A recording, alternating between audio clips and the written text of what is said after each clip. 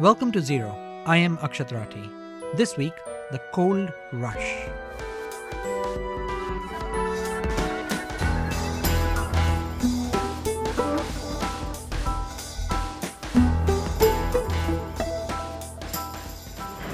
There's plenty of mistakes that happen and all that. Produce is full of little small decisions. If you bat like 90%, you're doing great.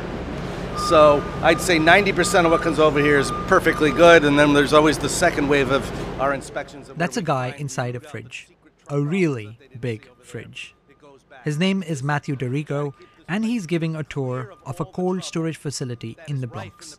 Matthew's family has been in this business for generations. We're dealing with a perishable product. It's grown under interesting conditions that are all different. A century ago, they were responsible for the first transcontinental shipment of broccoli from California to New York on a refrigerated train. Those were the earliest days of the cold chain. Now, those of us in developed countries take it for granted. Today, 3/4 of everything on the average American plate is processed, packaged, shipped, stored, or sold cold. You know cold storage facilities exist, but I bet you don't know just how big these spaces have become. The US alone boasts around 5.5 billion cubic feet of refrigerated space. That's like 150 Empire State Buildings worth of freezers. And developing countries are starting to catch up. Between 2018 and 2022, the whole world's chilled and frozen warehouse space increased by 20%. At a time when ice caps are melting faster than ever, the number of walk-in refrigerators is also expanding. This cold rush has huge implications for the planet. It's something journalist Nicola Twilley has thought a lot about. She's explored quite a few giant freezers like the one Matthew works in. That's because she's the author of a new book about how refrigeration has shaped our food, ourselves, and our planet. It's called Frostbite. And it's a really fun read, full of crazy trivia, like the fact that the Irish independence movement might have refrigerated beef from the US to thank for its success. Now, refrigeration is considered a climate solution. More than 30% of all food produced on farms in poor nations never makes it to a store. And a cold chain can help reduce that food waste. But on the flip side, it turns out that having access to refrigeration can also lead to food waste. Americans waste more than 30% of their food in their homes because they hoard so much in the fridge. That's why I was excited to talk to Nicola, because the humble fridge is going to play a big part in our planet's future.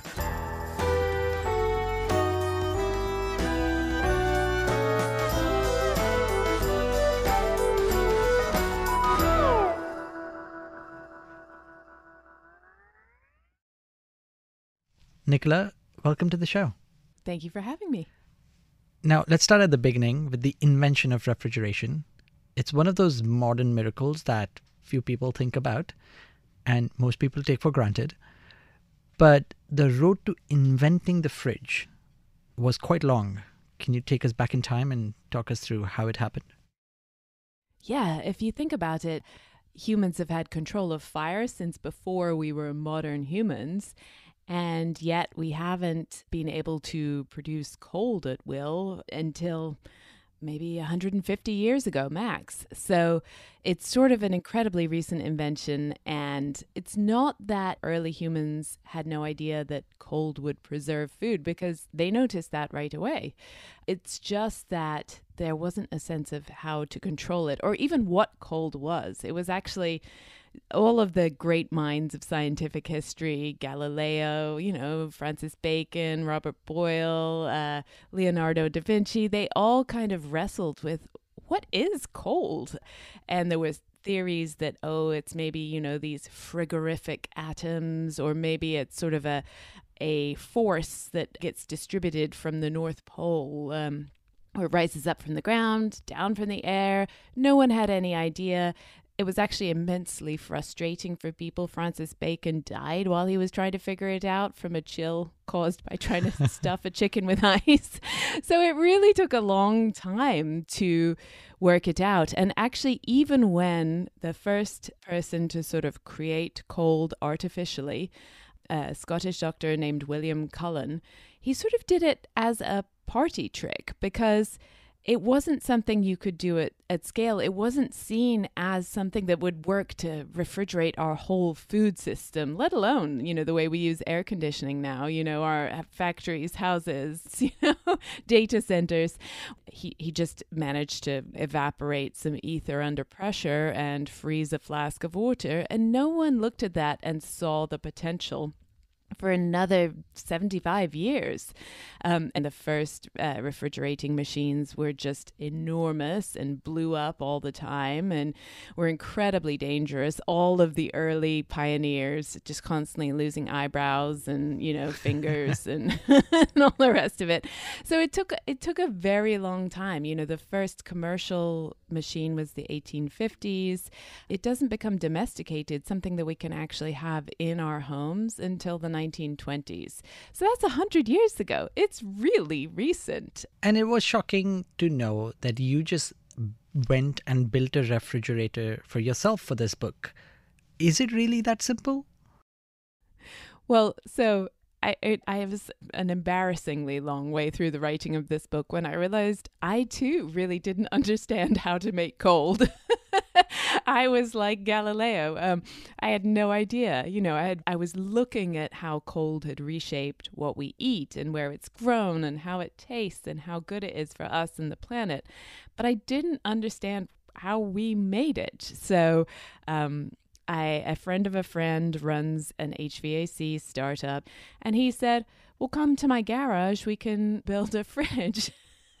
And I was like, you can't just build a fridge, but it turns out you can. Now, to be fair, this was a bit more like when you make dinner from, jarred pasta sauce and a rotisserie chicken and some pre-washed, spinach leaves or something. I wasn't actually building all the elements from scratch. So we had purchased a compressor, we had purchased an evaporator, we had purchased the various, there are sort of 4 main components.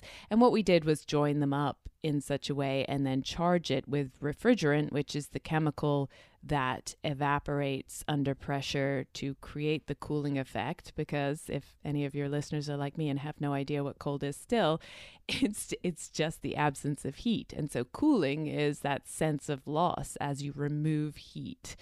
And so what you want to do, if you remember from high school physics, which I completely did not, is when a liquid evaporates into a gas, that takes energy, and you suck that energy in from the atmosphere around you as heat energy, thus creating the sort of sense of loss as all that heat energy is pulled away, the cooling. And so it's a really simple system. The trick is, of course, to create, you do that once. That's what William Cullen did in 1755. The trick is to keep doing it and create a circuit where it just goes round and round and round and keeps evaporating. But even that is surprisingly simple once you've built it. It's just something that I think is so invisible to the majority of us that we never think about it. Yeah, and a major turning point came when this invention was put to work at scale. And you write, before that, most meat eaten in cities walked itself to market, often over enormous distances. And of course, when cattle is marching miles to an urban slaughterhouse, it's getting skinnier along the way. But once the problem of moving large quantities of frozen meat was solved, all that changed. And soon beef was being shipped across oceans from America to England. How did this transform the way we eat? It's an astonishing transformation on so many levels. As you say, I mean, the problem of getting meat and also dairy into cities was really a huge one. Not least of which was that you then had to slaughter them in the city. And so the area around Smithfield Market in London or the slaughterhouses in New York was just, can you imagine slaughtering enough beef for a city in the middle of that city in summer, say? I mean, it was nauseating. There was blood, guts, foam, froth. It was absolutely horrific. And bringing meat from places like Argentina, New Zealand, Australia, where there was vast amount of land, not a lot of people, it lowered the price of meat immediately. I mean, by a quarter at least. And so suddenly poor people who had not been able to have meat except on very special occasions could dine on meat frequently. You know, red meat consumption went through the roof. And today we think of one of the climate solutions is to try and eat less red meat because it produces so much greenhouse gases, mostly from cows belching methane. However, this increase in meat consumption happened partly because of the ability to move cheap meat around, but also because science at the time, for some reason, at least in the West, was telling people the only way to survive is to have more protein, and the protein comes from meat. Right. This is sort of a sad mistake in the history of science. Chemistry was a relatively recent field of research in the 1800s. You know, previously there had been alchemists and they were trying to turn things into gold and find elixirs of eternal life. So it was a relatively new field. And one of the things that chemists were doing were trying to sort out what it is in food that we need. And in the early 1800s, some mistaken experiments led them to the conclusion that actually it was only protein. Carbohydrate and fat were just sort of nice to have, not necessary. And no one knew about vitamins. Vitamins didn't come along until the 1930s. So protein was the be-all and end-all. And that discovery coincided with the expansion of cities to the first time that London was sort of going from 1 million people to 2 million people to 3 million people, the largest cities the world had ever seen. And as we talked about, getting meat into cities is really hard. So you have this sudden sort of scientific realization that if we are to have, you know, strong men to work in factories and make the nation great, they must be fed with protein. and the fact that we can't get protein to them. So it was an utter panic. Of course, you know, they could have had lentils, but the scientists at the time weren't looking at lentils for their protein content. They were looking at beef. So, I mean, we could have had a very different world if those scientists had been like, we all need to eat lentils. It's all a sort of misunderstanding, but it shaped our modern food system. We recently did a whole series on the show about the power grid. And in a way, you can call it the world's biggest machine because everything works in sync. And when I was reading the book, it made me think that the cold chain is kind of similar. It's a giant system. Yes, it's not in one place and it's not connected all the time, but it is connected. So was it one of your hopes that when people read the book, they realize this standalone home appliance that you have is actually part of a huge system? Exactly. Yes. And that's why in the chapter where I look at the domestic refrigerator, I call it the tip of the iceberg. I mean, within the industry, our perishable food supply system is called a cold chain, with the chain that it is connected from your farm to your fridge. The domestic fridge is really the weak link because once you pick it up at the supermarket, then it sits in your car or in your bike rack or, you know, shopping bag and isn't refrigerated on its way home. But up until that point, say a green bean, within an hour or two of harvest can have been brought down to a certain temperature and kept there all the way to supermarket shelves. So I ended up seeing it as a sort of distributed winter. And it's entirely connected by this network of refrigerated shipping containers and ships and trucks and trains.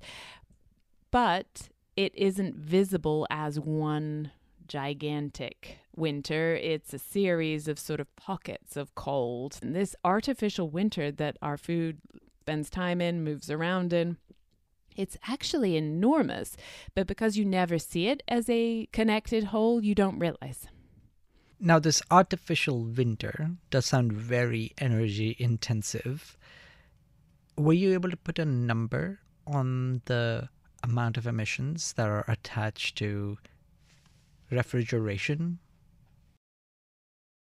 Yes, it's a difficult one to get an exact number on. And of course, you're not taking into account sort of the expanded emissions that come from, say, being able to eat more red meat because you can cool it. So leaving aside those sort of knock-on effects, cold storage companies are currently the third highest industrial consumers of energy. So the power to run cooling equipment is more than 8% of global electricity usage right now. There's energy use, but of course there's another warming impact to consider in refrigeration, and that's to do with the refrigerant. The gas that moves around, is compressed, is evaporated. In the early days, that gas was a poisonous gas, typically ammonia or sulfur dioxide, and it caused a bunch of accidents, and the industry was forced to find an alternative, which it did, and was pretty effective, except it was chlorofluorocarbons, which turned out to not be poisonous, but created a hole in the ozone layer. So one of the most successful environmental treaty comes out of that desire to change the refrigerant one more time from CFCs to what became HFCs, which did not create a hole in the ozone layer, but are super warming gases. They're thousands of times more warming ton for ton for CO2. Now we are at that point where we need to eliminate HFCs as well. So what are the choice of refrigerants that we have today, and what does innovation look like? So yeah, that's a great question. There are lower global warming potential, as they call it, GWP refrigerants coming on the market. Many refrigerated warehouses and such like are moving to ammonia systems, for example. We're going back to the poisonous gas. It's very dangerous. Except we can handle it better this time, I'm assuming.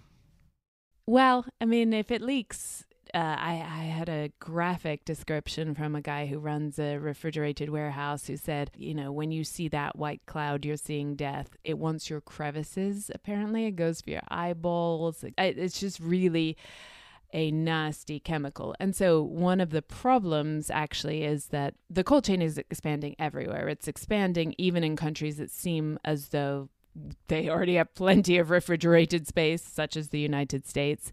But it is expanding fastest in parts of the world that don't have a cold chain currently. So sub-Saharan Africa, large parts of Southeast Asia, those places are building a cold chain from scratch right now.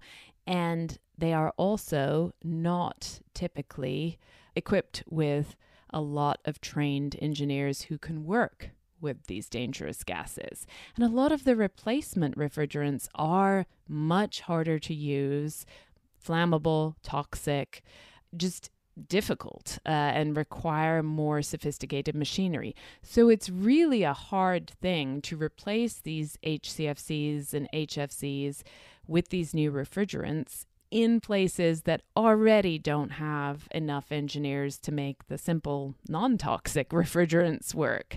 So that's one of the huge issues. And actually now there's a huge black market in HCFCs and HFCs because they're cheaper, easier to use, the old equipment runs on them, and so even though they're being phased out or even in some cases banned, they're still widely traded and widely used because they work and people know how to use them. So that's a huge problem. But to me, I thought the most interesting thing was not to think about the future of refrigeration beyond just, okay, how do we make a better refrigerant, but can we make a better way of cooling? And even beyond that, can we make a better way of food preservation? Food preservation is the goal here, after all. Cooling is just how we do it. And you also traveled to China as part of your reporting. Now, I went to China last in 2018, so it's been a while, but having traveled to the US and the UK before I traveled to China, I was kind of shocked by how developed the country was. Infrastructure was fantastic.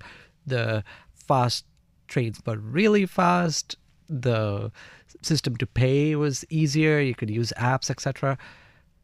But you found that the cold chain wasn't developed enough, and that was a little bit surprising to me. Why is that the case? Well, that's changing really, really fast. So China made building a cold chain, a modern cold chain, part of its 12th five-year plan. And, when China sets out to do something, they really do it. And so it took a while and it was uneven. The major cities had much better refrigerated facilities. The rural areas had nothing. And there were gaps. And, people would say to me, oh, we would import, chicken and it would come in beautiful. And at the port, it would be kept cold. And then we would find it, 5 days later in a rural distribution warehouse with just a wet towel over it to keep it quote unquote fresh. So it was a work in progress when I went, but it's accelerating fast. And I would say China, it's a huge country. It has a huge food system. Its cold chain is still only 1/6 the size of the US one. So there's still, you could argue that the US one is bigger than we need, but there's definitely still room for growth in China. But you can start seeing that it's really getting there. So, for example, Washington State cherries used to be air freighted to China because they were popular as gifts and you couldn't get decent cherries imported from the countryside in China because the cold chain didn't exist to get them to the cities. So it's easier to import them, air freight them from Washington State than bring them in from the countryside in China just because the cold chain wasn't there. That's changing. So now it's making less economic sense to air freight them. And as the cold chain is built up in China, more economic sense to bring them in from the countryside. And you can see that change in sort of real time. Washington State farmers are adjusting to that because the cold chain in China is picking up. After the break, how refrigeration can reduce food waste, or, if you're not careful, increase it. If you've been enjoying this episode, please take a moment to rate and review the show on Apple Podcasts and Spotify. It helps other listeners find the show.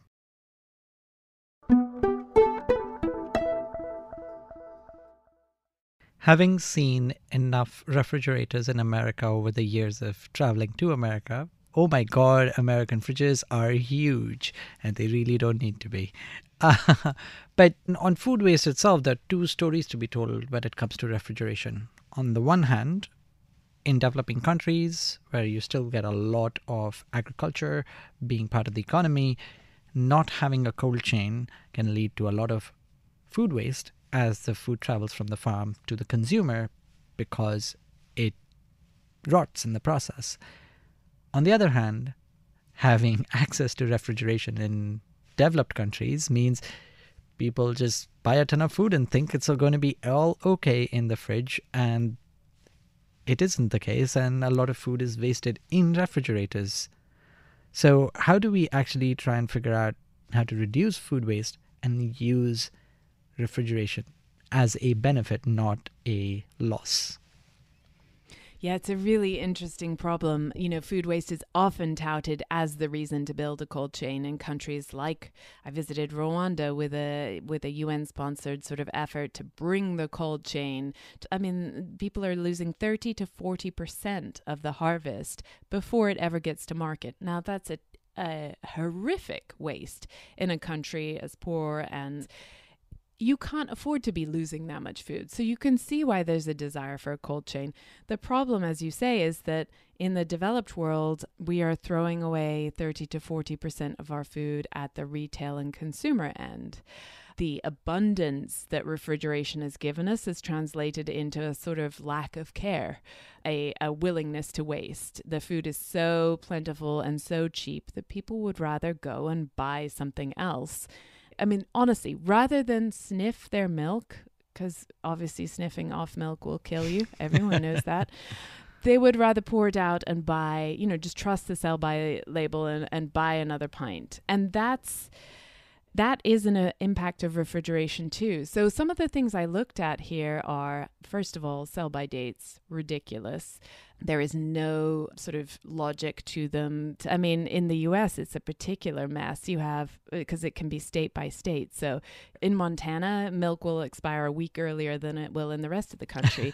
There's nothing particularly, poisonous to milk about Montana. It's just the system. So that's ridiculous. People have tried to come up with all kind of smart fridges and technological solutions here. To my mind, the things that work most effectively are actually ways to save food from the refrigerator and make it visible. So there's a few different things. I mean, one, there's a quote from an architect I love that says small fridges make good cities. But we know this with motorways.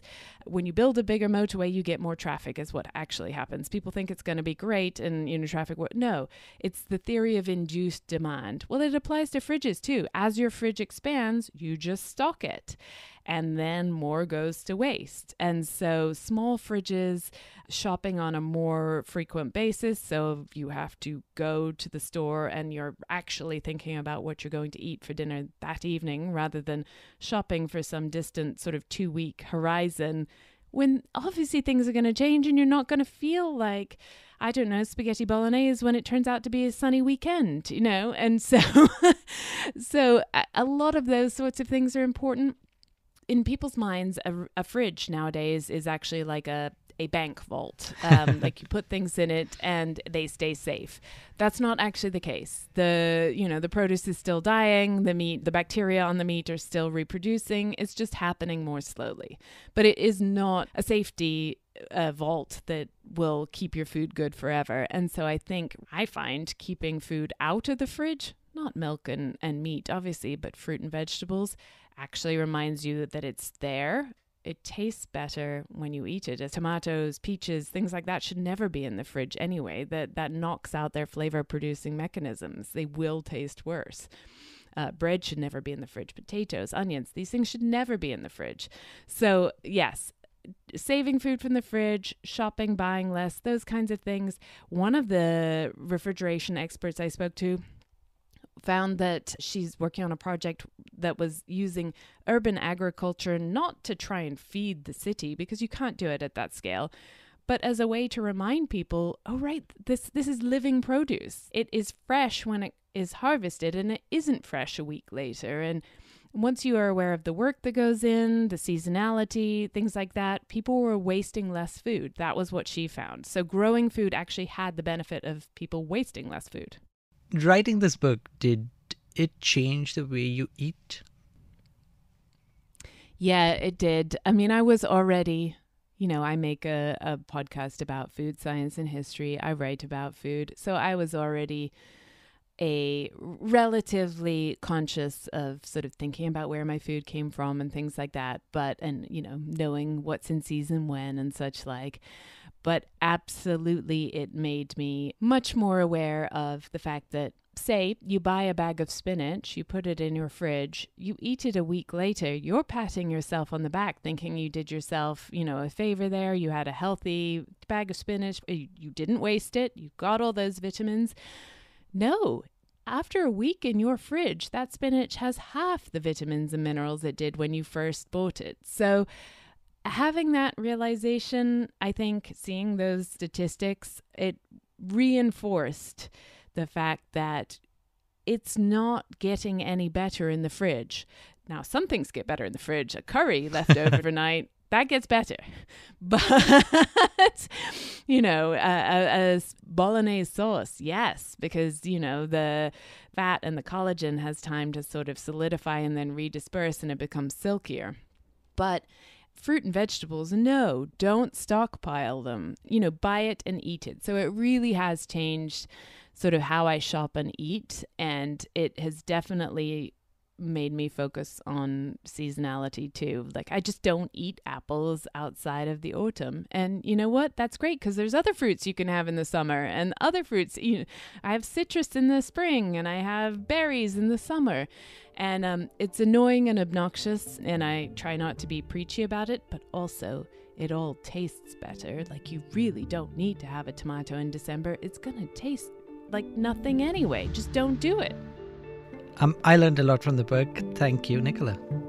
Thank you so much. This was fun.